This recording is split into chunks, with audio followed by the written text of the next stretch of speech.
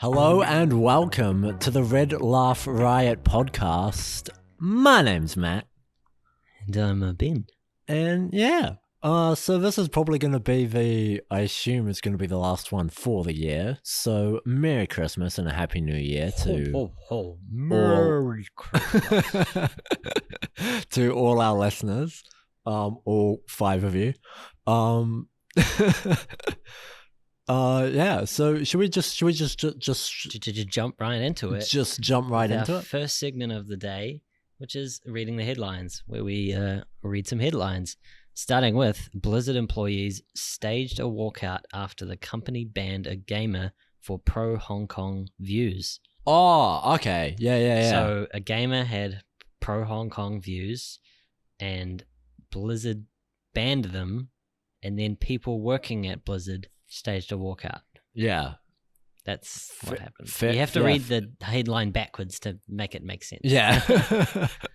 Because first, when you said Blizzard, I was like, what? The ice cream company or something? But there's no ice cream I company don't think there is. Blizzard. It sounds like one, though. Yeah. It took me a while to work out. Even gaming. No, that makes sense. I understand both sides of it. Because obviously China's like a huge fucking market, so no one wants to piss off China. But at the same time, like, democracy is like pretty important. Kind of like the thing, it's like they're impeding free speech. I think that's what the issue is, right? Yeah. So Blizzard's saying, like, we don't support Hong Kong, so the gamer that does support Hong Kong should be banned. Then, like, that's a little bit of a knee-jerk reaction, right? Because, like, free speech is still a thing. Just because a gamer has some views doesn't mean they shouldn't be allowed to play games. Yeah. Yeah. I don't know. Yeah, exactly. I mean, we've seen it happen with other companies as well. I know that NBA had a similar thing happen where I can't remember what the story was, but like someone involved in like the administration of one of the clubs or something said something that was like pro Hong Kong and then got like banned or something. And so there was a big hoopla over that. So I think it's something that we're going to continue to see as stuff progresses. Because, I mean, the Hong Kong protests and all that stuff has been going on for like over a year now, I think, with like the protests and that. I know they were a bit hampered due to COVID and that, because obviously everything has been. COVID, the word of the year. Sorry. Yeah. I just realized I sorted the Reddit thing wrong. Yeah. Accidentally sorted by top posts of all time rather than top posts from this week. Oh, okay. And so that post is actually from 1.2 years ago. Oh, really?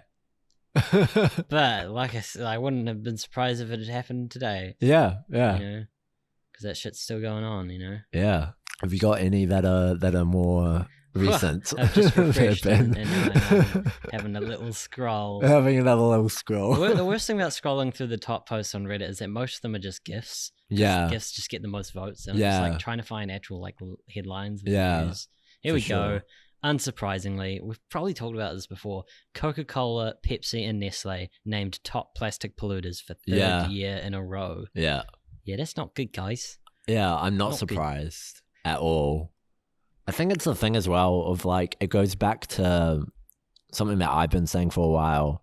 There's like a triad of like elements when it comes to climate change fighting, right? Or like to try and do something about climate change. There's the government responsibility, there's corporate responsibility, and then there's personal responsibility, right? And it like, I think all three need to sort of pick up the slack in various areas, because it's like, if corporations make it easier to say make, you know, biodegradable options easier, right, to buy, so there's more of them and they're cheaper, then that's going to have a roll-on effect with personal responsibility. And if but corporations won't do that unless there's an incentive, so that's sort of where the government needs to step in. You know what I mean? And then it sort of has a roll-on. Just higher tax on those kind of products and stuff. Yeah. So then it has a roll-on effect. But I don't have much faith in anything really being done, or seriously being done. Yeah. Which I think lies the problem in the whole climate change thing, is everyone basically goes like, oh, it's not my problem. Yeah. You know? Yeah. Or like, I want to change things, but I don't know how to, or I can't, or, you know. Yeah. I mean, like, buy glass Coke bottles instead of plastic ones. Yeah. Start, and then Not that the recycling process is that much better anyway, because the most of your recycling, even though you put it in a recycling bin, it still doesn't actually get recycled. Yeah. Like that's because there's a super complicated thing with it, with like contamination and stuff like that. Yeah, which then results in them not being able to recycle it. And not even just that, like there used to be like contracts like with like China to like take it to their recycling facilities or something, but I think they just stopped doing that recently, or a couple of years ago. Yeah. And so they just send them to the landfill. Yeah. I don't know, man. I don't know. There's real no problem. I say chuck it all in a blender and just melt it all together and then make buildings out of the materials. Yeah. I mean, that probably is completely unfeasible. Yeah. I think I asked this question once online, and they were like, well, the temperatures needed to melt tin and glass and plastic are all completely different. So you'd end up burning the plastic, and that would turn to ash and get mushed up with the glass and the metal or whatever. So maybe it doesn't make sense. I don't know. Find a volcano, chuck it all in a volcano, and use the mass ejection that comes out of the volcano as like an energy source. Yeah. To power your cities. Yeah. I mean, that's just a random idea that just popped in my head. Maybe that's, again, completely unfeasible. But like, if we don't try these things, we're never going to know how to fix these issues. Yeah. Don't at me about that one when it blows up in someone's face. Speaking of environments and the earth, COVID-19 is obviously a hot topic. Here's our next thing from politics. Shark Tank's Kevin O'Leary on COVID-19 stimulus. Give American people checks.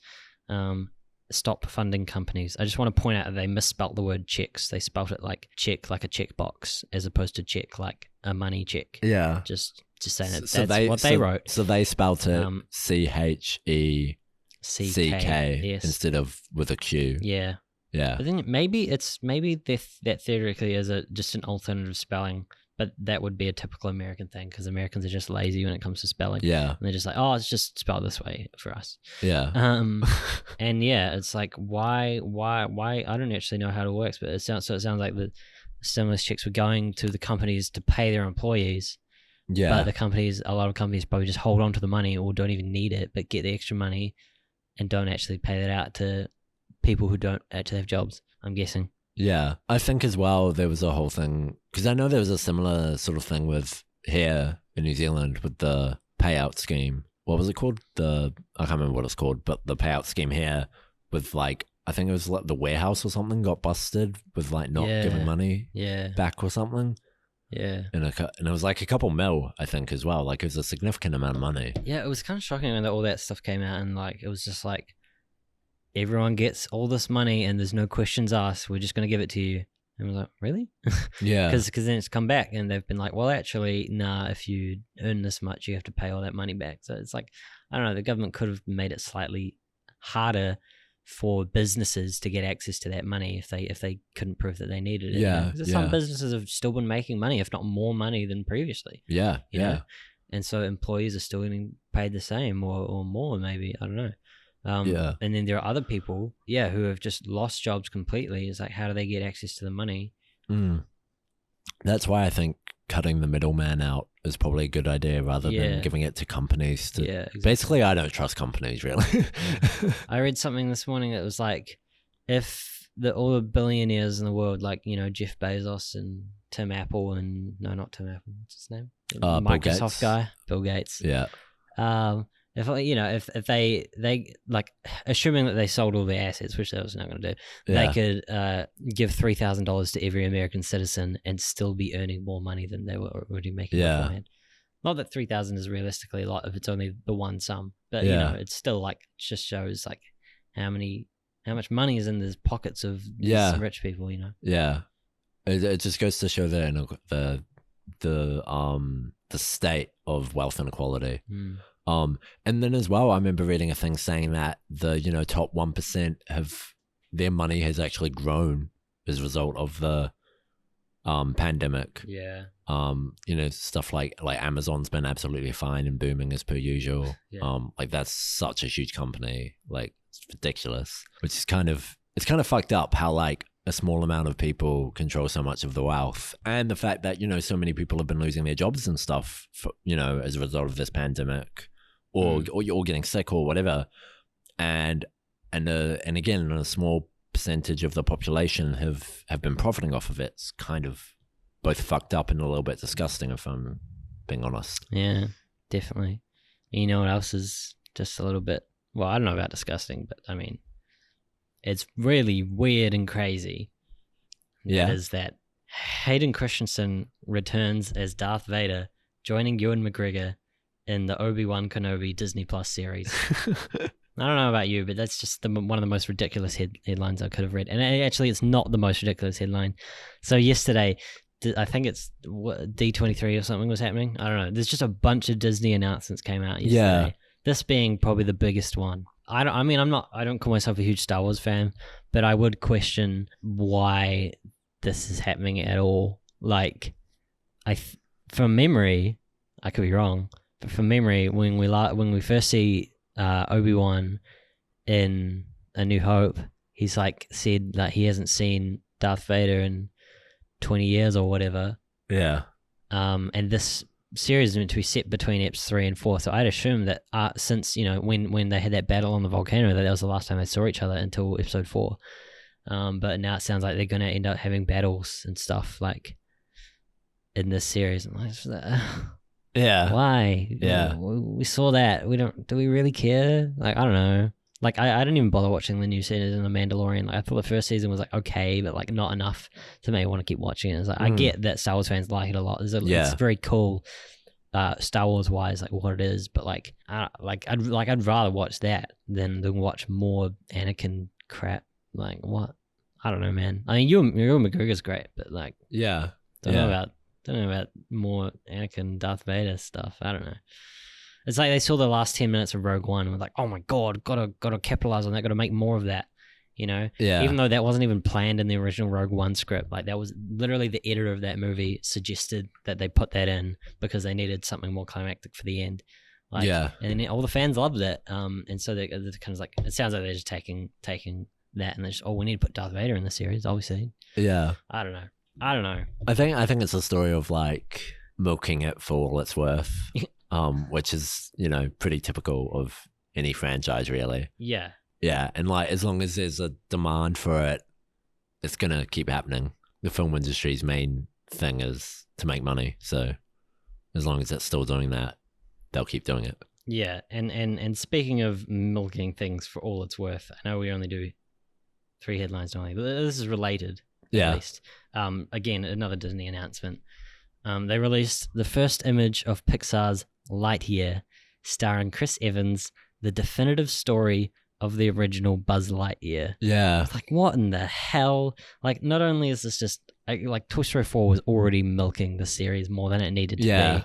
And now this is, like, some random spin-off, which admittedly just seems ridiculous, like crazy, because it's essentially, like, it's about the character that the toy Buzz Lightyear is based on, who is, like, a character from, like, a movie or a show in the Toy Story world. Yeah. So it's like if there was like an Iron Man toy and we made a movie about that toy and then they made a movie about Iron Man. That doesn't make any sense, but that's basically what it is. So it's like a real life character. It's not like a toy character. Yeah. Because you see the photo and it looks like this. It basically looks like someone from The Incredibles, like the hyper, you know, nice lighting and the more realistic kind of like rendering or whatever. Yeah. Like, I don't know, like all of these, they're like 10 new Star Wars shows and 11 bloody Marvel projects they're announcing. Like, and it was like, why are you announcing all this stuff? Like, was it a year or two ago they announced all of this Phase 4 Marvel stuff, and literally none of it has come out yet.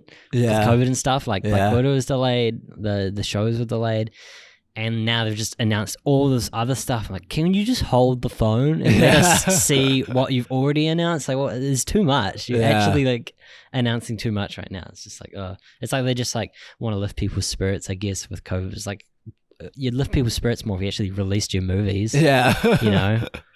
I guess we'll talk more on that later. Yeah. Yeah. Exactly. Just gotta put them out. Gotta put them out there. Yeah. I'll say for now. Yeah, for sure. Well, I think that one of the major aspects of with Marvel films is they had a huge impact on the decade. That is true. They definitely did. Yeah, I mean, that's, I don't think that can be argued. Even I have to admit that. So, but speaking of that, what we're doing is we're doing our top 5 lists, which is the top 5 films of the decade. The decade being the 2010s, just in case anyone was a little bit confused. Okay. So this is something I wanted to talk about. I don't know if we've talked about this on the podcast. We have not talked about it, and I know what you're going to say, and this is going to be very interesting. Okay. All right. Yeah, and it's not relevant for my list because I don't have any movies on my list from 2010 anyway. Yeah. But the decade, if you use the word the decade to specify it is the decade, then there can only be one decade that we're talking about when we say the decade, if it should, or the decade that we're in currently. And that is the mathematical sequential decade, which if you count a calendar year, starting from the year 1, there was no year 0. 0 is the point in the middle. 0 can't be a year. That's not how it works. Yeah. Year 1, example, year 1 to year 10. That's the first decade. 1, 2, 3, 4, 5, 6, 7, 8, 9, 10. So the decade ends with the number 10. That's the last year in the decade. Ergo, all the way down 2020 years down the line, 2020 is the last year in the decade. If you can't understand that or comprehend that, then there's something wrong with you. Now I can understand. What I can understand is people saying, "Oh, but it's easier to count numbers that end in 0, so 2010s and 2010." So I understand that. It's still stupid. It's still stupid. It still makes no sense. So that's why I will only ever count decades sequentially, numerically, mathematically. It's the only way that makes any sense. But 2010, you can still call them the 2010s. I don't care. Okay.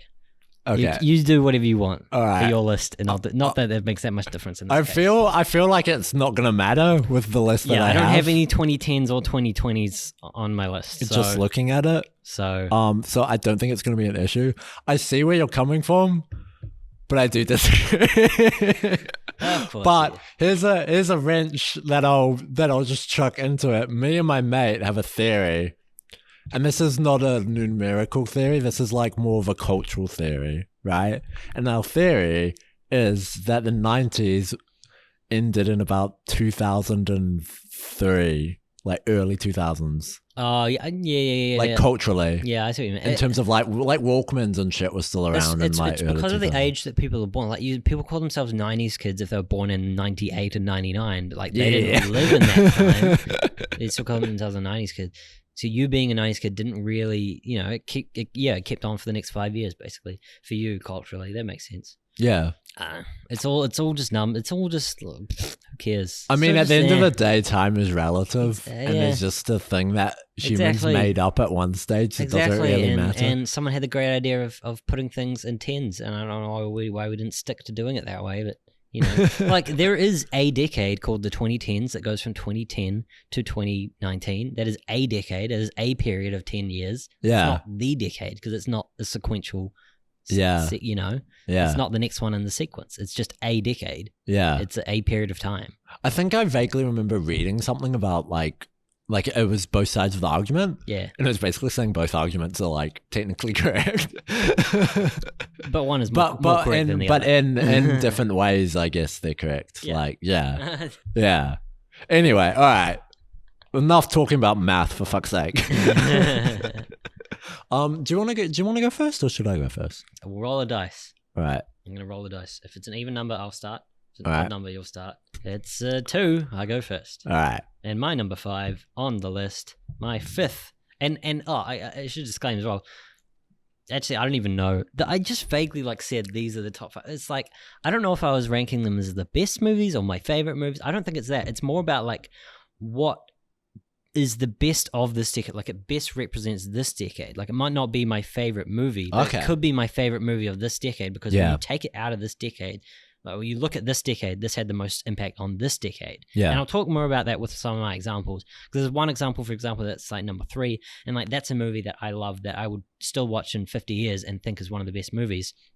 But another one might be, for example, I might see it in 50 years and, there's been 10 more movies like that since. But for that decade, that was really good. You know what I mean? Yeah, It's like how, Star Wars was the definitive best movie of the 70s. Yeah. Right? Maybe, arguably. I mean, I haven't watched enough 70s movies to make that judgment, but Yeah. for example, someone might say that. Yeah. But I wouldn't say it's on the realm of anything in the best of all time. Yeah. It's very good at representing that decade. Yeah. That's kind of the vaguely. Yeah. No, I get what you mean. Number 5 being what started this whole amazing chain of like meta comedy, I feel, and that is the Lego Movie from 2014. Okay. Hella good movie. One of Yeah. my favorite movies to just go on. I can watch it anytime in any mood and it cheers me up. And I'm just like, heck yes. I love this movie. Like the humor is amazing. The meta humor and like how it just like works in all these characters from all these other franchises and stuff. Like it does it really in a really smart way. And it turned out great. It's a great movie all around. There's not much else to say. Yeah. And if you haven't seen it, stop this podcast right now. It's not worth listening to this. It's much more worth listening and watching the Lego Movie. So do that first before anything else. I would argue finish listening to this podcast. And you come back to it. You come back to it, obviously. Yeah. We need the views, please. Well, exactly. So if they go back and watch the Lego Movie, then they come back to the podcast. That's 2 views. Yeah, exactly. Exactly. So yes. do that. It's a good point. That's a good point. We'll just hit refresh a couple times. Yeah. So before I announce what my number 5 pick is, as always, I have a bunch of quick disclaimers to make. All right. First disclaimer is I'm going to immediately spoil my list by saying what's not on it, and that's The Social Network and Boyhood, which were on my top 5 films of all time. Why I've disqualified them? Because I wanted to free up 2 spaces to talk about 2 other movies. Nah.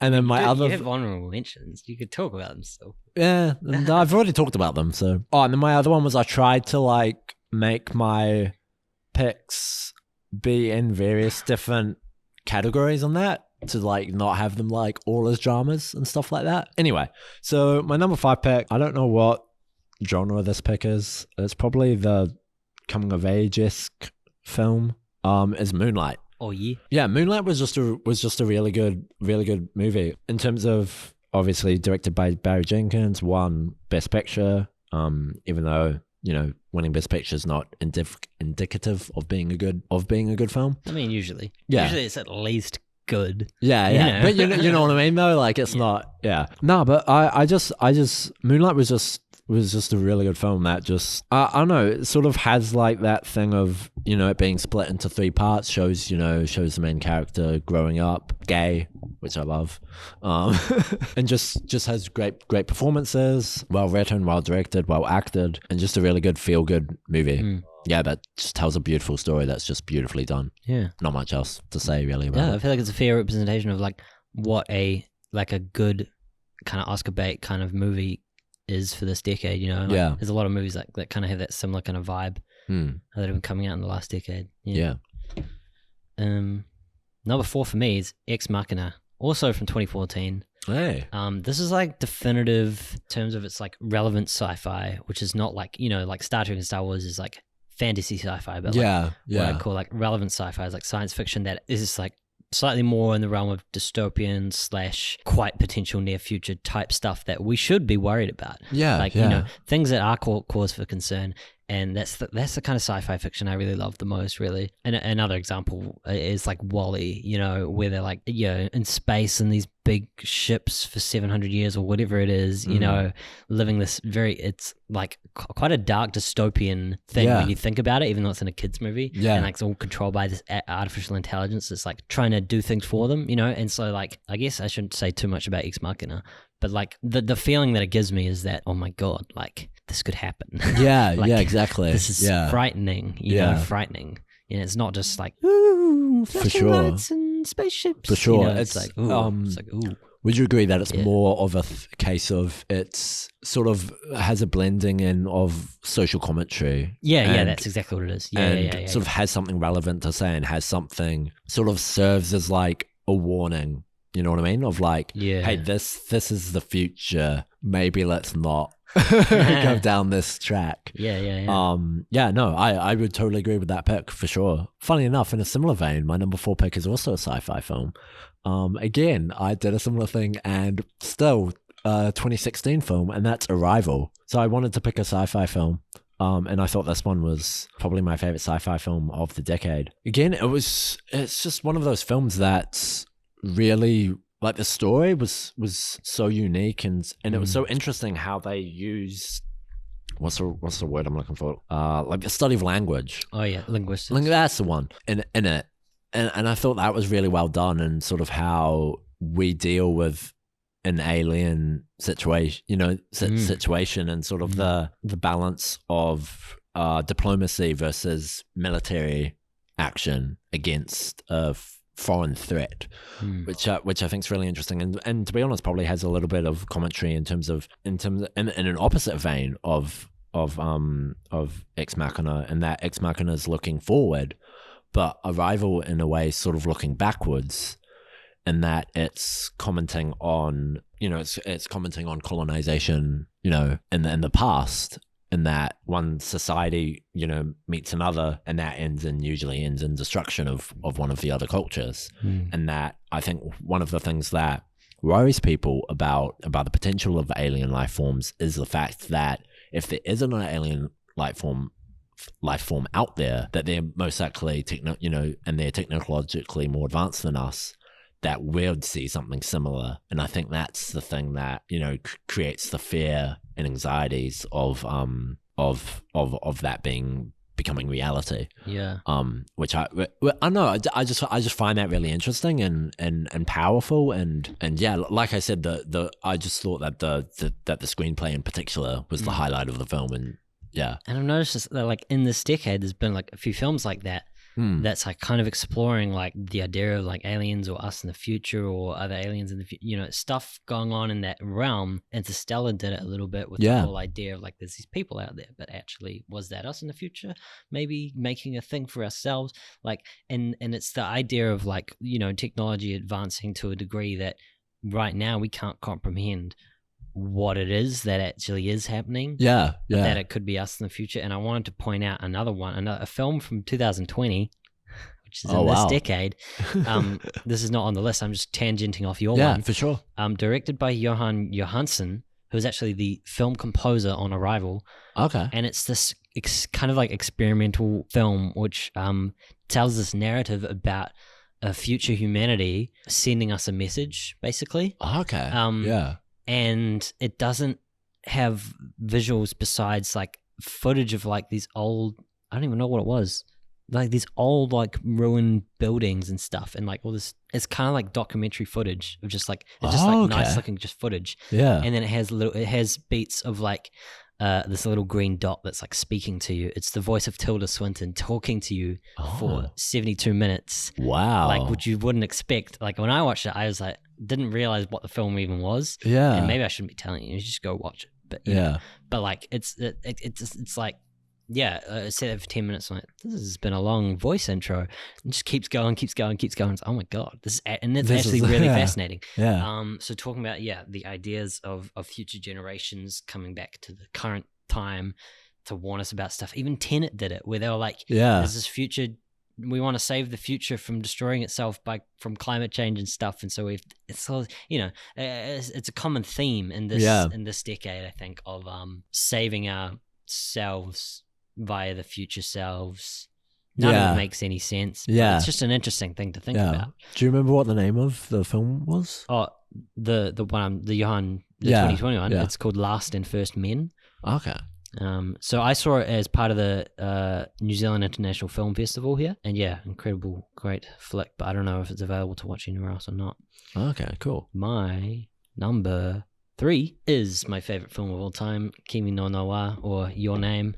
I mean, of course, it had to be on the list. And like I was saying before, like even though it's my favorite film, it's like not my number one of the decade, because it being part of this decade is not what makes it great. You know? It's just a great movie in this decade. Do you know what I mean? Yeah. But it still has to make the list. It's amazing. It makes me emotional every time. It's great. It's amazing. Go watch the movie. Just go watch the movie. And it definitely represents. It's still the best anime that I've seen, and I've watched a few more since then, 10 or 12, maybe, various anime films, some of them who, people say, oh, this is a great anime, you gotta watch that. And like, some of these animes, like, cool, good stories, interesting, but like, they don't have that impact that Your Name gave me, Yeah. So I'm still seeking more of that. Yeah. Fair enough. All right, so my next pick, I wanted to put a comedic pick, and for me, one of the best comedies of the decade was Deadpool. Oh yeah. I mean, also I'm a sucker for fourth wall breaks. So that's an element of the film that I absolutely love. And yeah, just the jokes land, man. Like, I think it's interesting because I was trying to think of good comedies of the decade, and a lot of the comedies I found are less like they're entertaining, but they're not necessarily like laugh out loud funny. Yeah. If that makes sense. Yeah. And maybe it's just because I've sort of slacked off in terms of watching comedies in general. I feel like comedies in general in this last decade have kind of tapered off into a bit of a different, they used to, you used to be like classic 2000s comedies. It's like, it's a 90-minute comedy. Yeah. And then these days, it's usually something a bit different, little kind of a bit more genre mixing going on. Yeah. I feel like sort of comedy dramas are more common now, and usually lean more heavily towards drama with sort of like some comedic elements to sort of just ease in. That's not a word. I think it's just ease. Yeah, to sort of ease the like heaviness of it. Yeah, but no, Deadpool was just fuck, man. That movie's funny. Yeah, I just love it, and obviously Reynolds' performance. Reynolds was fucking born to be Deadpool, let's be real. So like, yeah, it's just one of those films that just, I think, does comedy really well, and sort of, the more darker humor that I really like, that I think sort of starting to disappear a little bit. Right. At least in movie form. Yeah, like you can even tell with Deadpool 2, like they made it even a lot more like light than the first one. Yeah. And like if they do a third one, it's probably going to be even worse because now it's owned by Disney, so like it's going to be even lighter than it'll be the lightest it could possibly be. Yeah, and exactly, and that sort of restricted R-rated sort of comedies and stuff are great, and I absolutely love them. Yeah, so that was my number 3 pick. Cool. My number 2 is undeniably one of the best and greatest films of the decade, if not of all time. It, I believe, is number 1 highest rated narrative feature film on Letterboxd, and that's Parasite in 2019. Yes. Like, it's every time I've watched it, I think 3 or 4 times now. Okay. Like, it still amazed me every time, and I'm just like, I can't believe how good this is. Like, I forgot how good this is every time I watch it. Yeah. It's and I feel like some people, it's just unfortunate circumstance sometimes where it's like a great film gets thrown in the Oscar rounds and actually gets popular amongst general audiences, which was amazing that happened. But some people just don't necessarily appreciate the best parts about it, and they like, some people miss things because they just think it's all about the hype, and they kind of don't understand why it was so hyped up. It's like, it was just great filmmaking, and oh, I don't know, man. I could keep talking about the film for ages, but I also couldn't, because sometimes I just can't find the words to describe how much I love it. Yeah, it's about like it draws you in with something so easy to grasp, and tells a really like meaningful story thematically, and then takes all these turns and becomes a really enticing, thrilling feature, and then it's got all this poetic narrative as well. Hard to describe without talking for 20 minutes straight about this film. So we'll just leave it at that. If you haven't seen it, watch the goddamn film, I swear. Like, what are you doing? Stop the Lego movie. Watch Parasite. You will have a mile-long list of movies that you need to see by the time Ben and I are done with you. All right, so my number 2 pick is A Quiet Place. And one of the major reasons why I picked this film is a film hasn't, in a while, probably Parasite probably actually on the second viewing.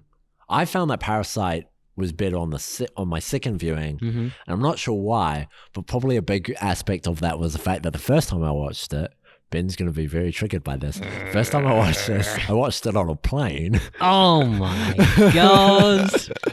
And I was like, yeah, this is good, but I was like, kind of like, I had the hype problem. Did you at least have your own headphones? Yeah. Okay.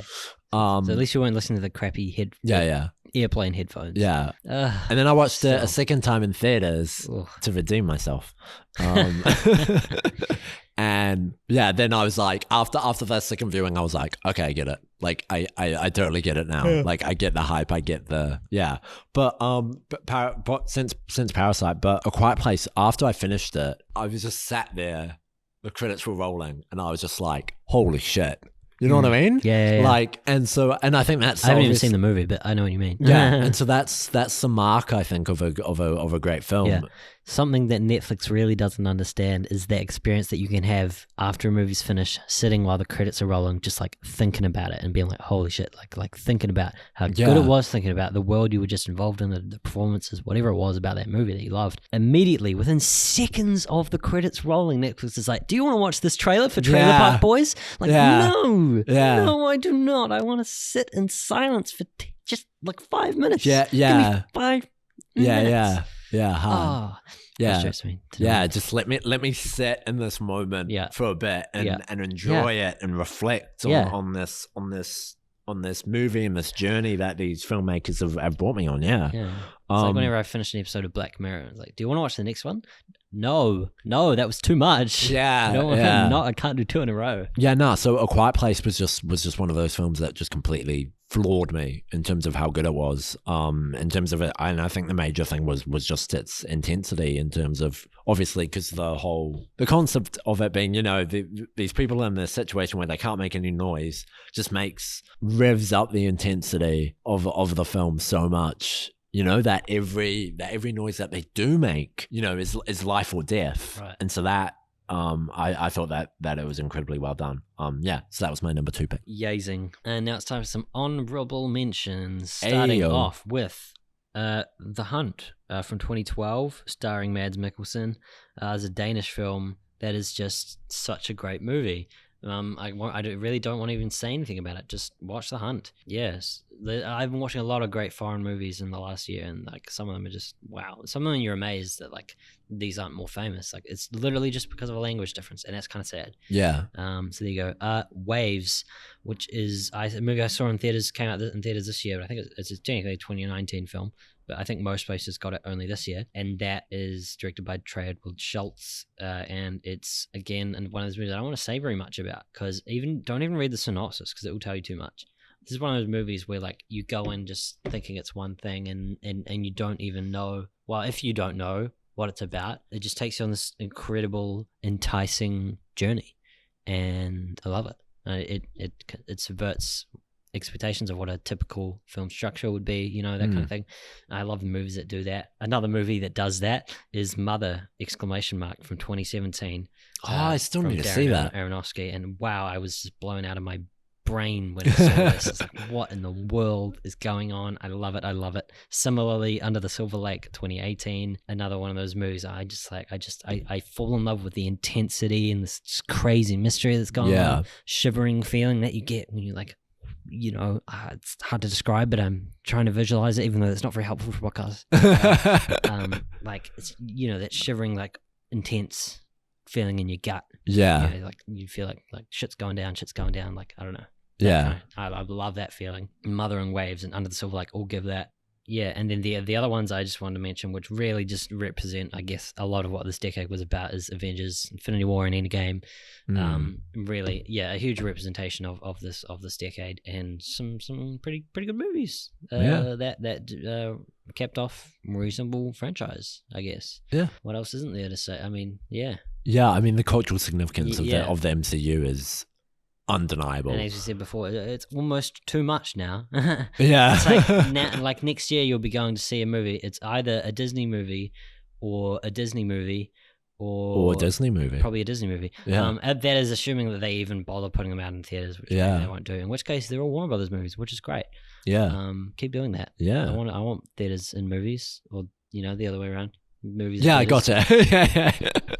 All right. We'll talk more about that later. Yeah. So I've only got 3 honorable mentions. My first one got beaten out by Moonlight. It's sort of a coming of age pick. Was Perks of Being a Wallflower. I just love that film. I've revisited it. Yeah, just a great coming of age story. And how it, I think that, and how it deals with, it does actually deal with quite dark themes, undercurrent, and I think it deals with them really well. And despite it having those dark themes, it is very much a feel good film in a lot of ways. And I don't know, just a film that I just absolutely love revisiting. The film, my next film is Get Out, which just got beaten out by A Quiet Place. As sort of my more horror pick. Yeah, what a film. I mean, I don't know if I can really say anything new about it that hasn't already been said, but a similar thing in terms of the social commentary of it, which is incredibly relevant of the decade, especially with the BLM movement, which is just,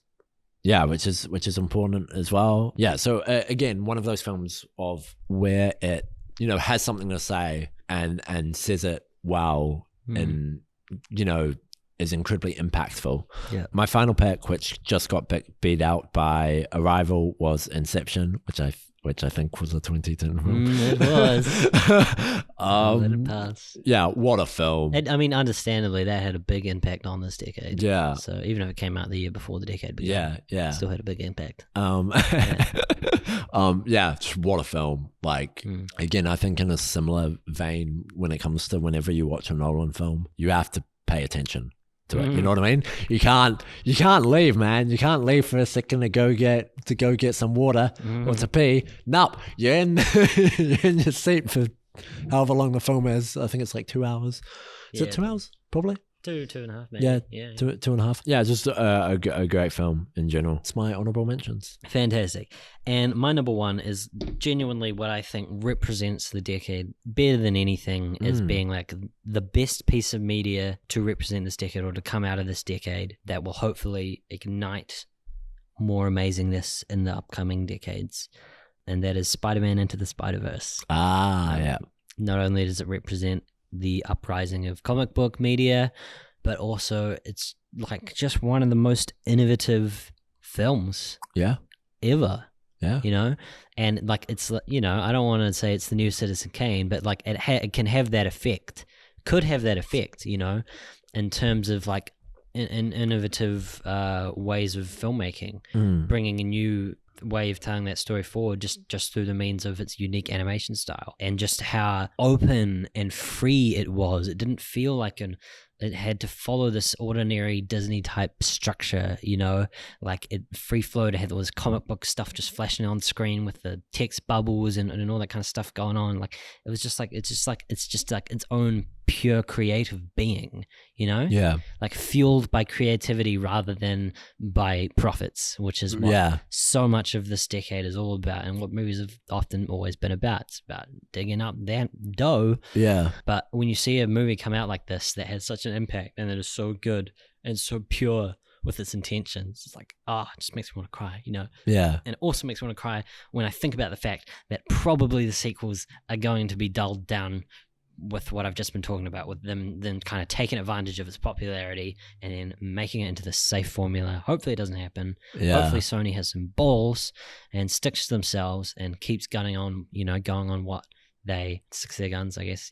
Going with what is the true successor, and it's not about it being animated at 12 frames per second or whatever. It's not about it having all these 3D comic book effects. It's not about it having this music soundtrack or this cast or whatever. It's about being pure creatively and just being a free thing that is just made like a piece of art. It's not about money. It's not about box office. It's just about telling a story and being creative. And that's what I love. And that's what I want to see more of in the next 50 years.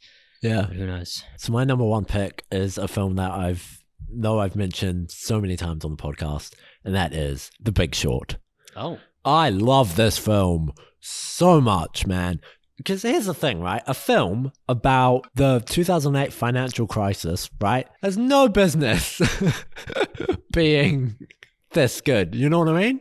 Like, I mean, it's as relevant as ever this year, isn't it? Yeah. And so it takes a subject matter that's very much incredibly inaccessible. You know what I mean? Like in terms of its language and in terms of and everything like that. Most importantly, in regards to its language and the jargon that's involved in the financial world.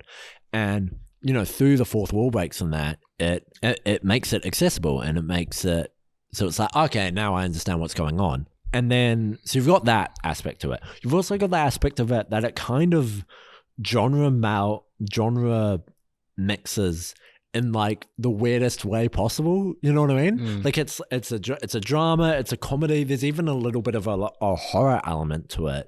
Not in the traditional sense, but in the sense that, this is something that actually happened and it's based on reality and it's Yeah, and that it's based, you know what I mean? Like, yeah, it's just it's an amazing film, and it does what it set out to do so well and so impactfully that I think it's probably one of my favorite films of all time, honestly. And yeah, it's just great, and it's a film that definitely doesn't get enough love. I think it's very much a film that sort of went under the radar. At the time, even though it was nominated for a couple of Oscars, and I think won one of the screenplay Oscars, I believe. Did it? Yeah, so that's my top 5.